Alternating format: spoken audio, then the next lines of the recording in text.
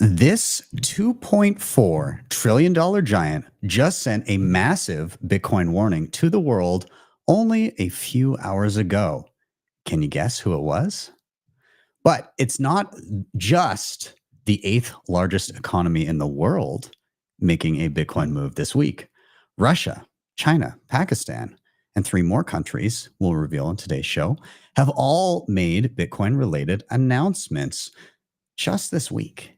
And all of these earth-shattering revelations come at the exact time new data was released today, indicating that whales are currently buying up 300% of the newly issued Bitcoin. So are these nation states the mysterious whales that we can see on chain creating a supply shock? Well, today I'm joined with a phenomenal panel to discuss this and much more. Prolific author of Everything Divided by 21 Million and co-host of the Bitcoin Infinity Show, Knut Svanholm. Founder of the Bitcoin Lair and author of the newly released audiobook soon, Bitcoin Age, Nik Bhatia. And Unchained Capital and Custodia alumni, bridging the Bitcoin and U.S. energy sector, Lisa Hough. Very excited to have them all. Stick around. You're not going to want to miss this one. I am Ben with the BTC Sessions, and this is your bullish session.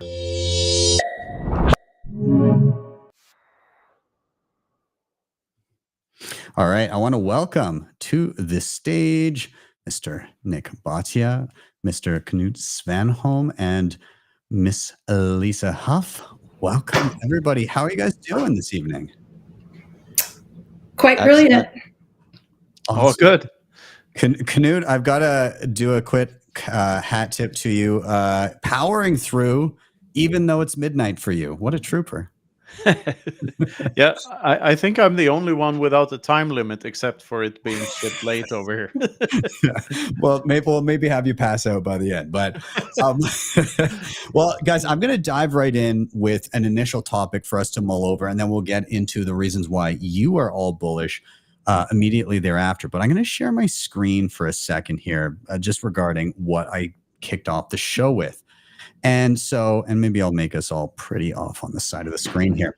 So this was just earlier today. Top Brazil official doubles down on Bitcoin reserve plan. So Pedro Guerra, I'm not sure.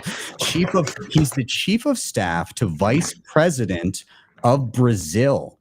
He reaffirmed that he intends to press ahead with the idea of adding Bitcoin to Brazil's sovereign reserves, arguing the country can no longer afford to ignore, quote, the most rigorously stress-tested monetary network on the planet. He continued on. He was speaking with The Economist, and he said, quote, we're not talking about a hypothetical experiment. Bitcoin has survived 16 years of open source adversarial testing.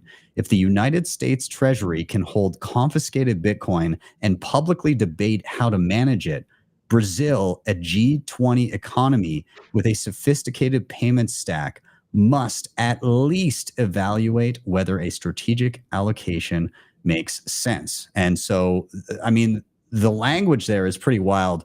And for those unfamiliar with, again, just how large Brazil is, it's, again, the 8th largest in the world by nominal GDP, around 2.3 trillion in 2024.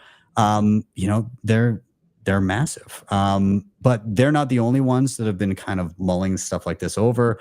Earlier this year, Abu Dhabi Wealth Fund revealed they basically had around $500 million Bitcoin purchase there. We'll file it under like a maybe development, but Pakistan is appointing the co-creator of Binance as an advisor for, we'll call it, they say adoption of blockchain technology and digital assets. So, we'll forgive them for that. But, and same with Kyrgyzstan, same idea. And then earlier this week, we also had Van Eck confirming that China and Russia are settling energy trades in Bitcoin. So the quote here, Bitcoin has become more than just a speculative asset. it is now evolving into a functional monetary tool, especially in economies seeking to bypass the US dollar and reduce exposure to US-led financial systems. Head of Digital Asset Research Matthew Siegel said in VanEck's report released on April 8th, China and Russia have reportedly begun settling some energy transactions in Bitcoin and other digital assets, a significant step that further drives the narrative of de-dollarization.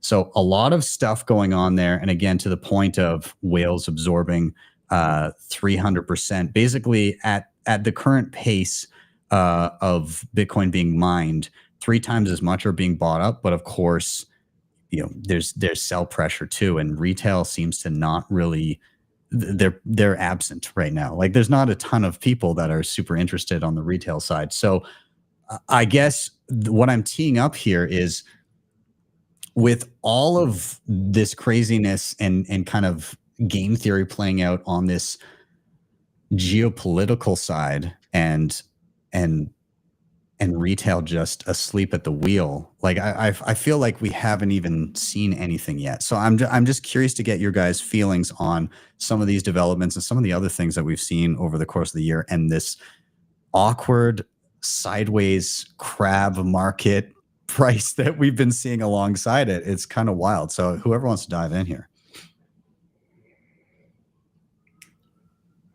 I'm with you. I'm perplexed. Oh, sorry, Nick. Lisa, you go ahead first and then we'll go to Nick. It's perplexing. I don't look at the price too terribly frequently. I mean, obviously I see it every day, but it's not the focus of my day. So this week I got an email from someone in Pakistan asking for some thoughts on regulatory considerations. They know that I am a part of the Bitcoin Today coalition and have focused some of my energy on that. But there are things that are developing all over the world. And I said to Ella the other night on the phone, I was like, oh gosh, I got this huge request from Pakistan for some guidance on 3 different points, and poor me kind of thing, right?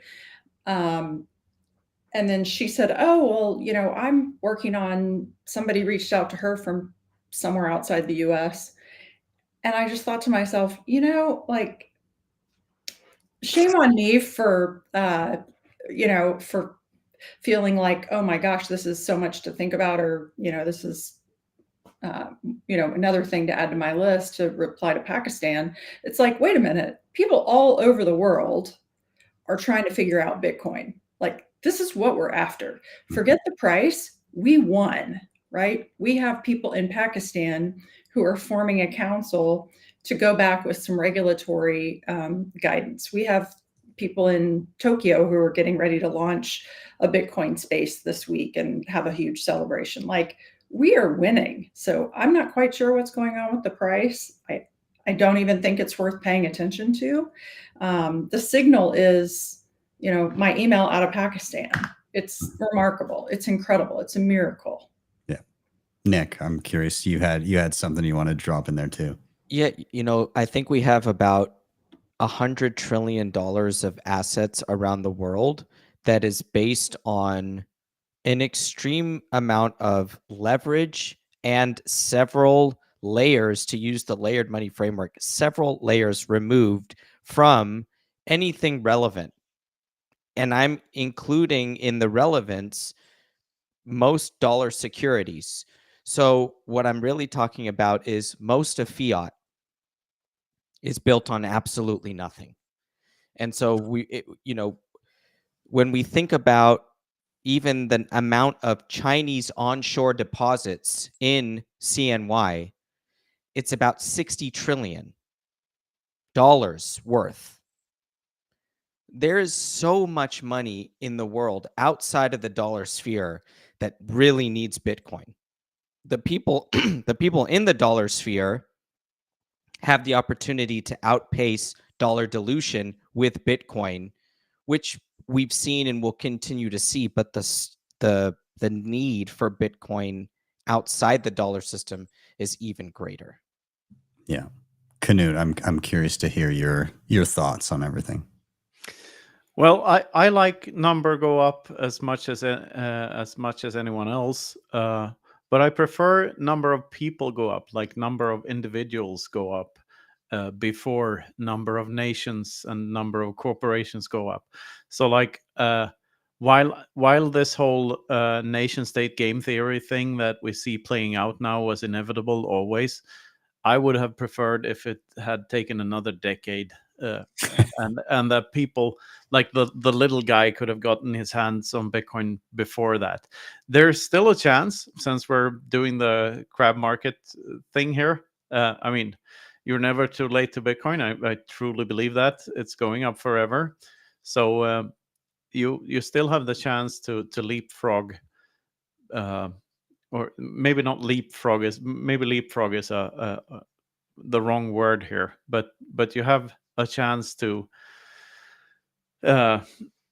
get a head start on all of these big players, because they haven't figured it out yet, and I don't think they can anytime soon. They can't figure it out on a deeper level anytime soon. Like, they are going to, all these heads of all these institutions that are now trying to get in, they have their learning curve too, and it's going to take a decade before they really grok what Bitcoin is. Mhm. And that there is no difference between knowing and owning, for instance, any longer. Like, custodial paper Bitcoin is not really Bitcoin. They're going to figure it all out. They're going to figure out not your keys, not your coins. Play stupid games, win stupid prizes. They're going to figure it all out.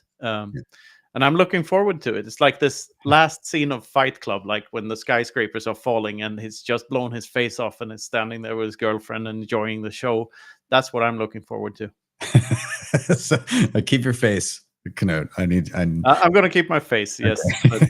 but the rest, like Yeah. seeing the credit card companies go to shit and stuff, like, I'm looking forward to that a lot. Seeing central banks lose their coins and figuring out that it wasn't Coinbase, it was some guy.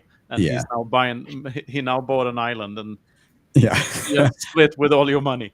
Yeah. I mean, the fact that we have, CZ courting companies and helping them with their policy means that definitely we have a large swath of the population that still needs to figure out why Bitcoin only.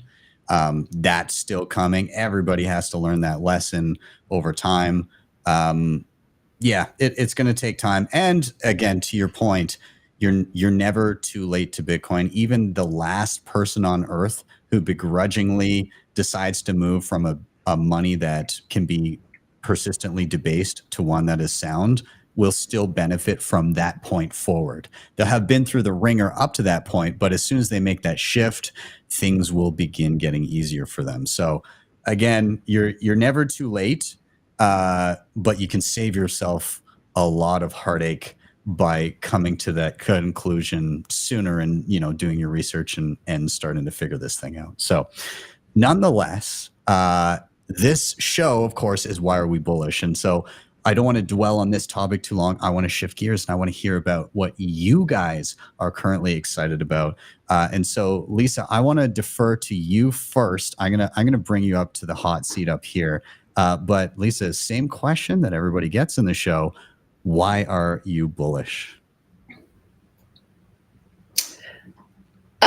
Again, I think I'm bullish because people all over the world are figuring it out. Like the show is now over for Elizabeth Warren. I don't know how we get her thrown in jail.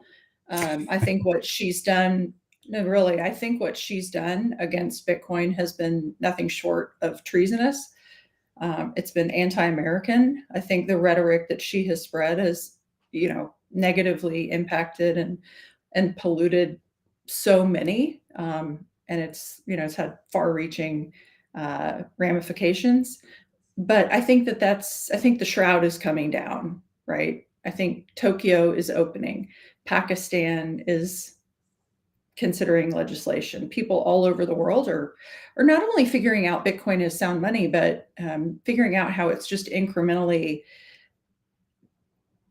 benefit to their life or their business.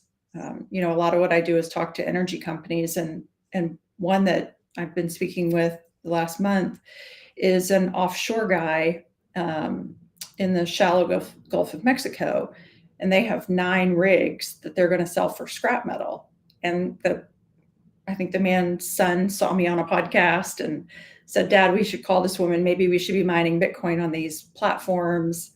Right? Like those type of things are happening all over the world. People are just figuring out how to work Bitcoin or Bitcoin mining into their operational profile, and it's just hugely exciting. It's like it doesn't just have to be. Yes, thank you, Greg. Gulf of America.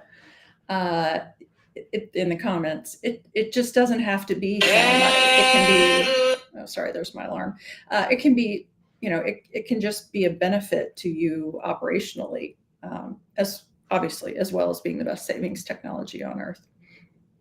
Yeah, I love that, and it's interesting. Again, you've done a lot of stuff in and around recognizing the mutual benefit in and around Bitcoin and energy, and I was talking to Harry Suddick recently and asking him about, well, he goes and they're constantly going to different grids and saying, hey, like, can we work with you guys? Can we plunk down?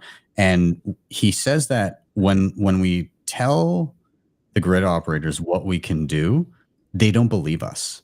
And now we have data, so we can literally go to them. We'll make the case, and they'll say, well, "That's impossible. What you're saying does not exist." And then he'll show them the data. Hey, we can be set up in this much time, which is like, a fraction of what would normally take, what they would expect. We can eat up every bit of excess energy, and we can shut off at any point immediately when you need us to. And people are flabbergasted. They don't understand how this could be a thing. Yeah, it's definitely a thing, and it's also, creeping into the data center business and the AI business. They, at every transmission station, at every data center, you really, I think, will need Bitcoin miners in order to balance, really fine tune your risk and balance your load. So good for us. Yeah. I want Nik or Knut to dive in here too, just in regard to people beginning to get it, the types of people beginning to get it, and what this means moving forward. Whatever you guys want to jump in first. Yeah, I can chime in on the energy thing there. Almost 3 years ago now, I was in a meeting with an energy company on the island of Madeira with a bunch of Bitcoiners. Like, this is the week where we founded the Free Madeira organization. Like, right now there's more than 150 retailers on the island accepting Bitcoin, right? And we had this amazing conference called Bitcoin Atlantis a year back. And the funny thing is, this first week, the president had organized, the president of the island had organized a bunch of meetings that this newly formed group of outcasts and misfits with some credentials for some reason were visiting, and one of those institutions was this energy company run by people who mostly spoke Portuguese, and they were all in their 60s and wore suits. And at this particular instance, Jeff Booth wasn't with us, and he was like the natural leader of the group always. So at this particular meeting, there was this like pack of alpha males trying to figure out who the real alpha was. And we had Greg Foss throwing dollar bills on the table, and PowerPoint presentations with like circle diagrams with mining hashing power and stuff. And we were not speaking the same language as these guys. They were very old school, big mahogany table. That was an interesting meeting. I guess it's easier to talk to private sector energy companies than these guys on Madeira that have been running the same thing for 50 years. Do you know if there's been any shift there? Like, I've seen the growth of kind of the grassroots, which is, in my opinion, is the most exciting. And I can't wait to get back there and kind of see what's come to fruition. Even since, it was around, it was about a year and a bit ago, like Yeah. end of February of 2024, I believe. Yeah. I'm going back there summer of 2026. I'm going to spend the whole summer there and just kind of relax and enjoy the island, which is beautiful. But do you know kind of how things have progressed? I know that there was a meeting in Lisbon that Andre sort of organized together with another with a whole bunch of European Bitcoin mining energy company people, like trying to influence policies and stuff. I don't know the details of it, but I know there was a lot of great people there. Yeah, that's. I haven't been to the island since the conference either, so I'm not really up to date with it. I know that they're still having meetups every month. Like the sovereign engineering cohort is still there, so there's a bunch of Bitcoiners on the island, and you can totally live on Bitcoin on Madeira. Like it's working. That's the dream, right? Yeah, and when we started this thing, like people sort of expected Madeira to already be orange pilled and like, oh, you can go here now and spend big, but that's not how this works. Like you have to start somewhere, and it's the same with all of these islands of hyper Bitcoinization that are popping up around the world. El Salvador and Costa Rica and Prague and whatnot. Same with Madeira. It took a while for it to take off, but now it's there and it's a part of the ecosystem. Yeah, it takes work. It's a labor of love. Like you don't just you don't visit a shop once and, hey, you should accept Bitcoin, and then they do, and then you just leave. Like there's a community, there's a relationship that forms there, and you need to foster that relationship, and that's how you kind of get people interested and excited and learning. And I mean, same thing here in Calgary with the SAP market. Like it's even with the Bitcoiners, you gotta give them a boost, right? You got to give them a reason to be excited and to push forward. And you can't just like set it and forget it. It's still early enough that it needs encouragement, right? So it's about Metcalfe's law. The value of a communications network is equal to the square of the number of users, right? So it's a hockey stick curve, and sooner or later it's going to take off, but it needs that groundwork before it does. Yeah, absolutely. Nik, I'm curious your input on anything that we've kind of gone down plenty of different rabbit holes here. Yes, I teach Metcalfe's law on one of my slides in my Bitcoin class because it's important to understand that Bitcoin is a network and it extracts value from the relationships within that network, and the value grows as the network grows. So that is why individual adoption, one person at a time, is essential, and it's at the core of Bitcoin's growth. The reason that I'm bullish. Wait! Don't drop it yet. Okay. Well, keep that thought, because Okay. we're going to go to. I'm going to come to you in just a moment, and we'll get your reason for being bullish. I don't want you to drop it early. But if you have any final thoughts on anything else that was said by Lisa or Knut, we can grab those now, and then I'll go to a quick breather. Yeah. So without giving why I'm bullish, let me say about the energy thing. In terms of extracting energy out of the marginal unit of energy available, and Bitcoin does that better than anything, or it revolutionizes our even understanding of stranded energy or wasted energy or excess capacity for energy. Because we don't have, unless if you had the battery technology to do it, to capture all of that energy, then we wouldn't be able to say, oh, Bitcoin is so revolutionary. But we don't have the battery technology readily available. So Bitcoin is that revolutionary function there. And so that is, I think it's a key component to Bitcoin, and it sets up a lot of what I'm feeling bullish about. Awesome. Well, we're going to find out specifically why you're bullish. On the other side of the jump, we're going to do a quick shout out to our sponsors. If you're watching in the audience, to the 1,100 or so people that have tuned in so far, if you're there, give us a thumbs up if you're enjoying the conversation. We will be back in just 1 minute. Bitcoin Well is the best place to be buying and selling Bitcoin in Canada and the US. And now with Bitcoin Well Infinite, it's also the best place to be making large buys at their OTC desk of over $50,000. Their white glove service gives you fast transactions, no slippage, and the lowest fees. You can scan the QR code on the screen or simply head to bitcoinwell.com/btcsessions to sign up today. And you can share your own personalized referral link to earn commissions.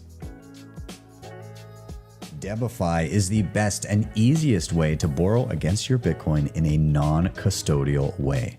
Funds are held in a multisig escrow where you hold a key, and the platform allows for excellent hardware like the Cold Card Mark IV and the Q. You have access to flexible conditions, the best rates, and institutional grade liquidity. If you're looking to make use of your capital, don't sell your Bitcoin, borrow against it. You can head over to debify.com to check them out, or simply scan the QR code. All right, we are back in. Before we dive into Nick's reason, though, we're going to give away some sats. I'm over here on bitcoinwell.com. Awesome place to stack sats in Canada and the US. And if you guys want to play, all you need to do is whip out a Lightning wallet and get ready to scan the QR code in my browser there when it comes up. The way it works is when you sign up, buy Bitcoin, refer friends, you earn points. You can use those points to toss a coin in the Bitcoin wishing well. And every time you do, you have a chance to win up to 1 million sats, or you can redeem them for some of the stuff they have on the website, stamp seed plates, Leathermint wallets. And if you're really, really keen and you gain 69 million points, you can buy a Cybertruck. So good luck on that one. But nonetheless, we're going to toss a coin in the well, and there's a QR code on the screen right now if you want to check out Bitcoin Well itself. But here we go. Whoever scans it first steals from everyone else. So be quick on the draw there. 210 sats for whoever grabs it. I'll leave it up there for a few seconds. And if you miss it, then just go back and scrub through the video and see if you get it. All right. So with that, Nick, I'm putting you in the hot seat. Same thing, same question. Cue you up. Why are you bullish? The reason I'm bullish is because I believe the United States is about to significantly increase its electricity capacity over the next couple years. And that is a response to, or that is a function of political changes. And, you know, I'll be the first to admit that it is based in a political shift that is happening.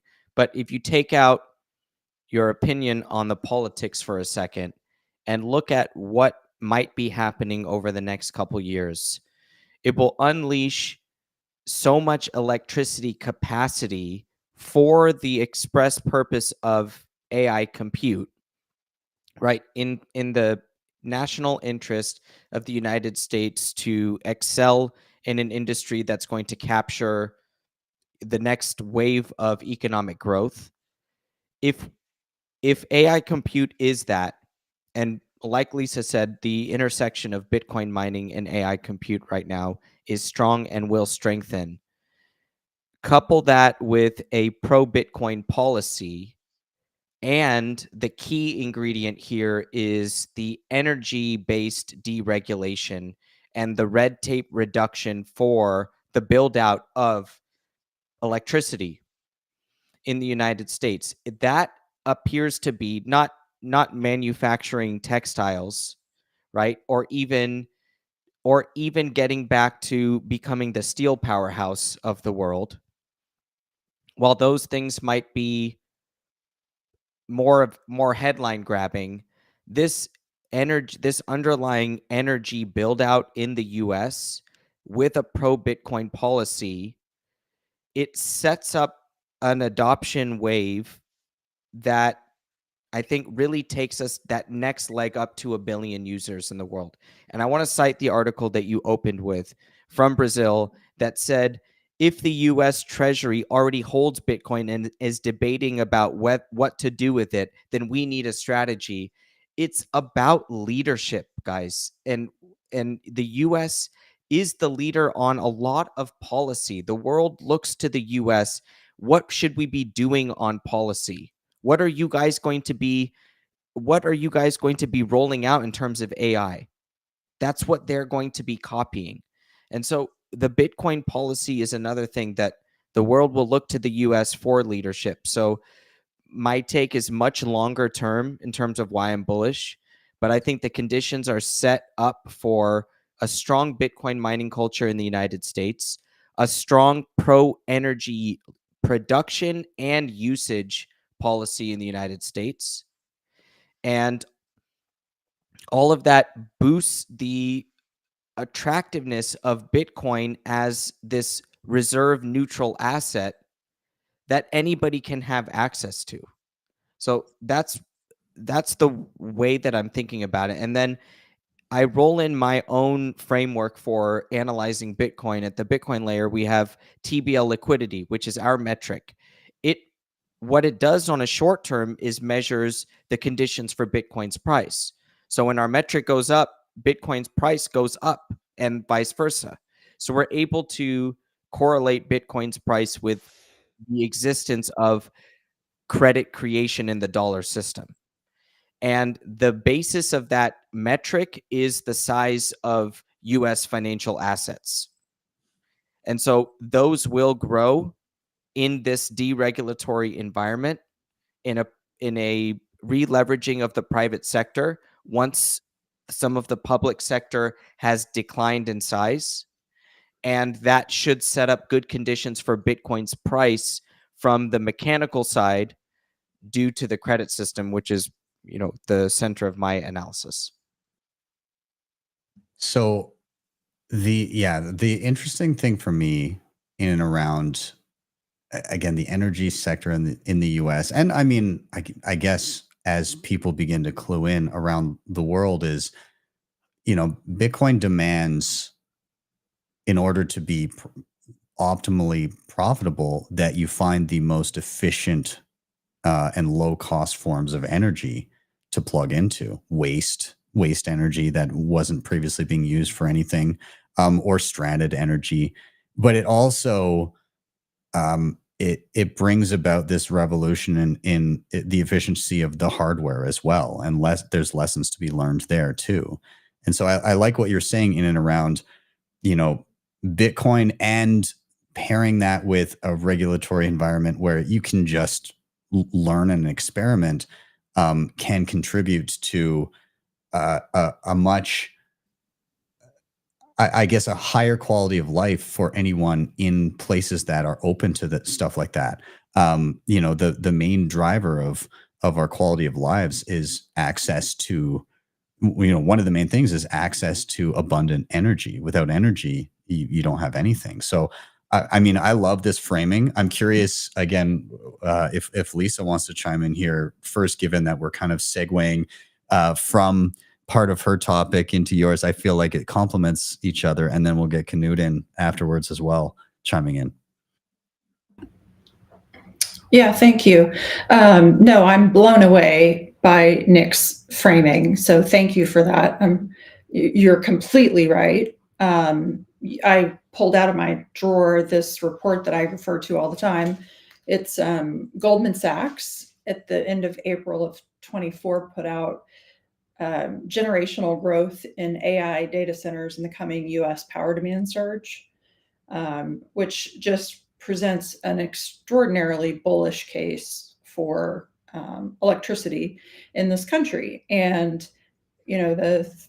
one of the drivers of national security is productivity, and the driver of productivity is available power infrastructure. And so I think all of these things layer really nicely on top of one another. It's a reason to be bullish America that Trump is bullish Bitcoin mining and bullish energy, and seems to be causing oil prices to go lower. And yet, no energy CEO that I see is upset by it, right? They all feel like they just deep breath. So, I think a lot about the power demand and just how exciting that is maybe for our country to come alive again. I drive a lot through Texas and New Mexico and these small towns that are just completely shuttered. And I think, gosh, if we have, industries like AI companies, which we're seeing, or I guess Bitcoin companies, but really all companies. I think every company becomes integrated with AI. I think every company will use AI. It won't be just, the obvious Googles or ChatGPT. I posted something on LinkedIn the other day that one of the first, actually the first internet transaction type, you could order on the internet was Pizza Hut. It was not Amazon. Pizza Hut saw this need for you to be able to order on the internet. Like today, that just doesn't seem like a big deal. But if you go back and look at their screenshots of their first website, it was actually pretty pedestrian and terrible. But I mean, good for them. I mean, but pizza. Yeah, and it's part of two revolutions. Pizza, yeah. part of two revolutions in a row: the internet and Bitcoin. Like it's ingrained in our DNA now. I know. I was also just going to give a shout out to Wade Hoke, who's in the audience and left a comment. Yeah, ton of energy ready to be monetized in Alaska. But Wade, the problem is, and I've spoken and trying to work with two different companies that are on the North Slope right now. Again, the problem is Elizabeth Warren and the pollution that she has left in everyone's brain, and the pollution that Jamie Dimon creates when he says that, the 21 million supply cap isn't real and Satoshi's going to pop out of somewhere. Like, to me, again, that's treasonous. I mean, I'm not suggesting they get like Wild West treatment and, taken out back and shot, but like, it's treasonous what they've done against this country to prevent us from having productivity and, heaven forbid that we have things, our kids are able to have better lives than we did. Anyway, sorry, a bit of a ramble there, but I like it. I want to, again, the thing that I like about this, and I'm going to go to Knut here, but I just want to say that the thing I like about the AI stuff, starting to also demand a lot of energy is it kind of, now that something else that other people are using is also demanding this kind of this kind of energy usage, all of a sudden you're starting to get a little bit more crickets in and around the opposition. Like there's still obviously, but I think as we see people be like, well, but I don't want to turn off the power because I use AI. It's going to be harder and harder to argue you can plug in this computer, but not that computer. Anyways, I'll toss it to Knut. All right. I guess I'm not at my why I'm bullish section yet. Not yet, but soon, I promise. Okay, I'm going to give a hint. Like I'm also bullish because of mining, but because of a completely different aspect of it. I suggest to Lisa's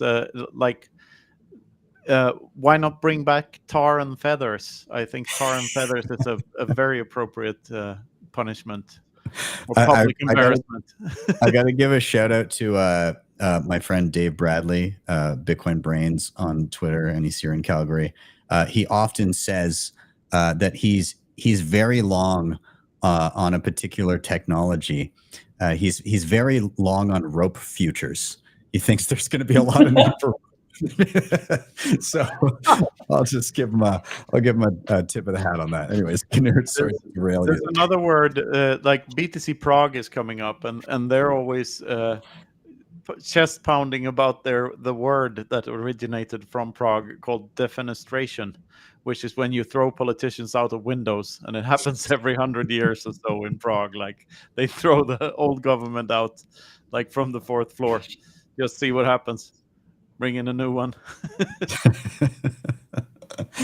Defenestration. Love it.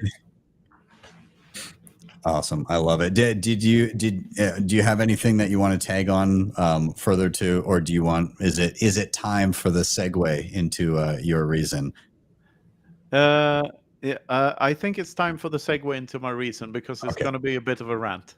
Okay, so we're going to do that in just a moment. We're going to give a quick final sponsor shout out, and then we're going to come back and we're going to find out what aspect of mining are you bullish about. So we'll be back in just a moment. If you're in the audience, make sure that you give that like button a slap, and we'll see you in a sec. Looking for a simple and secure way to manage your Bitcoin on mobile? AQUA Wallet has you covered. It's user-friendly and puts you in full control of your Bitcoin with secure self-custody. AQUA also supports Lightning and Liquid Network, making fast, cheap Bitcoin payments and asset transfers easier than ever. Plus, it even supports stablecoins, giving you ultimate flexibility. Built on open source code, AQUA is transparent, trustworthy, and perfect for beginner and pros alike. Ready to upgrade your Bitcoin experience? Click the link in the show notes or scan the QR code on the screen now to download AQUA Wallet today. Securing your Bitcoin doesn't have to be complicated or invasive. With NUNCHUK's HONEYBADGER plan, you get state-of-the-art multisig with built-in inheritance planning and no KYC required. NUNCHUK is trusted by users to secure billions of dollars in Bitcoin. The HONEYBADGER plan offers 204 assisted multisig, guiding you step-by-step on mobile or desktop. It works seamlessly with hardware wallets like TapSigner, ColdCard, Jade, and plenty of others, so you're always in control. Plus, with non-KYC inheritance planning, you can ensure your Bitcoin goes to your loved ones. No private info needed. Take control of your Bitcoin today. Click the link in the show notes or scan the QR code on the screen to check out the HONEYBADGER plan. CoinKite has been in the game for years, creating hands down the best and most secure hardware when it comes to securing your Bitcoin. The ColdCard Q is an absolute powerhouse and my daily driver, and it's ideal for newcomers and advanced users alike. The TapSigner gives you a low-cost, user-friendly option for those just getting started or for convenience when traveling. You can head to coinkite.com and use code btcsessions for discounts, or simply scan the QR code on the screen to get started right away. All right, we are back in, and I just want to give a quick shout out if anybody needs some help in their Bitcoin journey, making sure they know how to do proper self-custody, multi-sig, any of that.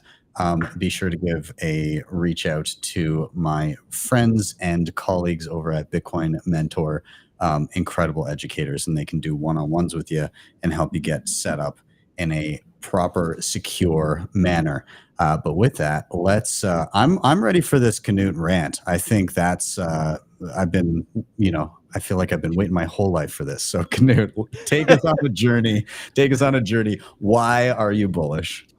Well, the most bullish news I've read in a while is that Tether is planning to deploy hash rate on Ocean. And that sounds like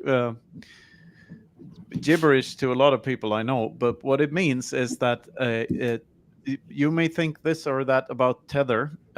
They are, in a way, a shitcoin company, but they're a shitcoin company who made like $13 or $14 billion of profit last year. So they're a big player. And they have decided to mine with Ocean, meaning that they are actively fighting spam and actively working for miner decentralization in Bitcoin. And this is a huge deal because this is one of the things that make me bullish. Another thing is like the BitAxe movement and mining getting back to the hands of actual Bitcoin users. And there's, I feel there's a cultural shift here happening where we once again go back to the basics of what Bitcoin is and admit to ourselves that it's nothing without the decentralization aspect, and it's nothing without people actively running nodes and actually actively doing their work and making sure that this thing works.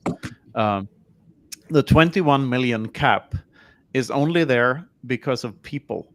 It is protected by people. A Bitcoin node is not a piece of software or hardware. It's a human being who decides to buy the hardware and run the software. The same is true for a Bitcoin miner. It is not an ASIC. It is not a hangar full of ASICs. It's a guy or a girl that decides to buy a hangar full of ASICs and run a particular type of software. And in my opinion, you can't really call yourself a Bitcoin miner if all you're doing is selling hash rate to a bigger pool and you have no idea what kind of block you're mining on. Then you're not in it for the Bitcoin gains, you're in it for the fiat gains. And you're not really a Bitcoiner. You cannot call yourself a Bitcoiner. You're not a Bitcoiner to me and to a lot of my friends. Like, so if you want to get into that particular gentleman's club, you have to be more hardcore and you have to be more ethically sound, because you have to realize that this Bitcoin is all about low time preference and long-term planning and figuring out that you do have an incentive to make Bitcoin work long term. You do have an incentive to not fuck it up short term.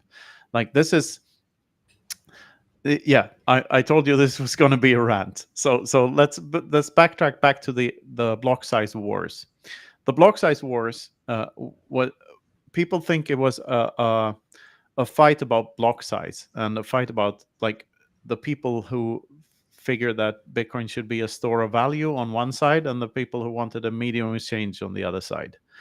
And the medium exchange people wanted bigger blocks to fit more transactions into the blocks. But in reality, it was never about that. It was about control, because if the big blockers would have won, it would have been more expensive to fire up a node for general users. And also, it would have set a precedent for doing so again. So Bitcoin could have forked again and again and again, making it even more expensive. And all of a sudden, no one can afford to run a node, and you have no decentralization anymore. With the spam issue, which is sort of going on now, it's sort of gone away for a while. It was a big issue in 2023, and then it sort of faded away because they ran out of people to scam. But it's still there, in the sense that now Bitcoin isn't, like, demand for using Bitcoin as an actual medium exchange and not just storing monkey JPEGs on a third-party server, like that is still somewhat of an issue. And in my mind, Bitcoin needs to be both a store of value and a medium exchange. And I don't really like the term store of value, because value is subjective and value is dynamic. It is not something that you can store. So I prefer the term medium of exchange over time and space.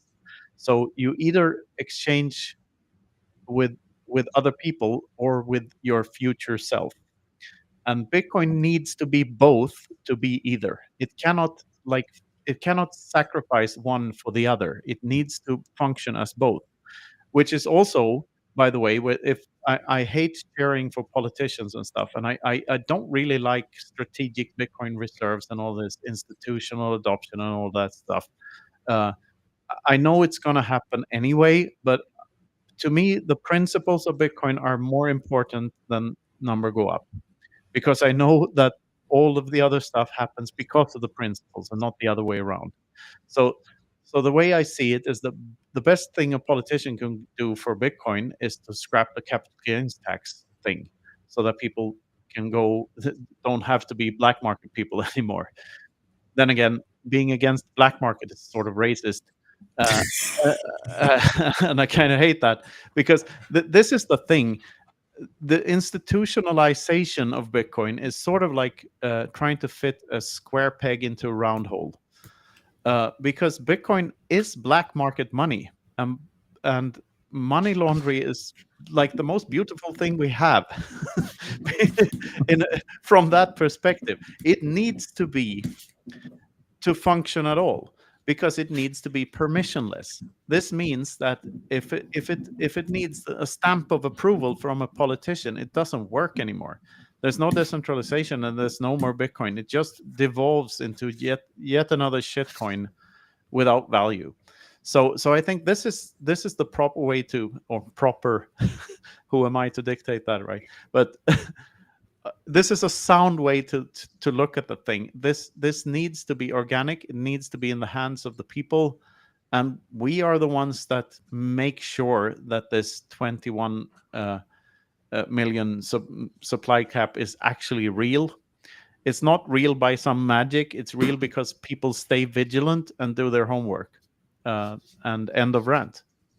Awesome. I've got a few things to tap in here. So let's start on the pleb mining thing. I love this push of people learning and getting their hands dirty with mining for the first time, because it's once again accessible with just kind of run-of-the-mill stuff you can get at home and set up on a shelf and just learn. It helps inform you on how Bitcoin actually works. I've got it's this one. It's not plugged in because it rattles on the shelf when I'm doing a show. But like, again, BitAxe here. Just these little things are super fun ways to learn. And not only that, but there's been a few examples of random pleb miners with not much hash rate occasionally hitting a block. And so like you can run it as like a learning tool, but secondarily as just like a little lotto ticket that's on your shelf. Like, screw buying a lottery ticket every week. Just set up one of these. It costs basically nothing in electricity to just plop there. And then if you need that dopamine hit, just check it every morning. There you go. It's a forever. You can check it 100 times a day if you want. There's your dopamine. But you can there's so many different options out there. Of course, there's a BitAxe, there's forks of it, the NerdAxe.